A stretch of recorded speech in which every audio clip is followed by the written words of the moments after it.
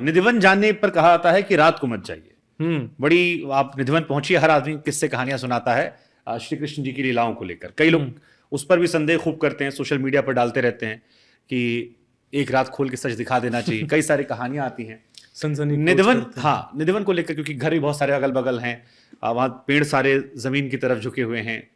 हम लोग कई बार गए, कहानियां हर बार वहां सुनी हमने, हर बार जाते हैं, वहां की मिट्टी को माथे पे भी लगाते हैं।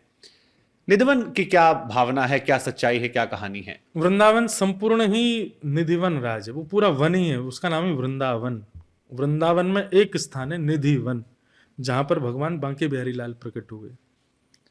उस स्थान पर कहते हैं कि रात्रि में ठाकुर जी रास विहार करते हैं, वृक्ष जो हैं सब गोपी बन जाते हैं, सब लीला करते हैं। ठाकुर जी केवल रात्रि में वहीं नहीं, पूरे वृंदावन में रास विहार करते हैं। बस उस स्थान को एक विशेष महत्व दे दिया गया, क्योंकि वहां पर कभी किसी को अनुभव हुआ होगा, और अनुभव के माध्यम से अगले दिन वो थोड़ी विचित्र अवस्था में मिला, तो लोगों ने सोचा कि शायद ठाकुर जी यही करते हैं। पर ऐसा नहीं है। आप वृंदावन में कहीं चले जाएं, पूरे वृंदावन, मेरे मेरे मेरे साथ एक प्रत्यक्ष, मेरे साथ तो नहीं घटा, पर मेरे एक जानकार हैं, बिहारी जी के गोस्वामी हैं, उन्होंने कहा, बोले, मैंने उनसे यही प्रश्न किया, मैं निधिवन में, बोले निधिवन की क्या बात करे लाला, तो रात में 3:30 बजे यमुना जी के किनारे घूम जाइयो, तो कोई अनुभव हो जाएगा कि श्री किशोरी जी ठाकुर जी दोनों यहीं कहीं विचरण कर रहे हैं। तो कोई ऐसा अनुभव हो जाएगा कि नन्हे नन्हे ठाकुर जी यहाँ पर विचरण कर रहे हैं, भाव विचरित कर रहे हैं। तो निधिवन को लोगों ने इसलिए ज्यादा उसका प्रधानता कर दी, क्योंकि वहां किसी वैष्णव को स्पेसिफिक उस स्थान पर भगवत अनुभव हुआ था।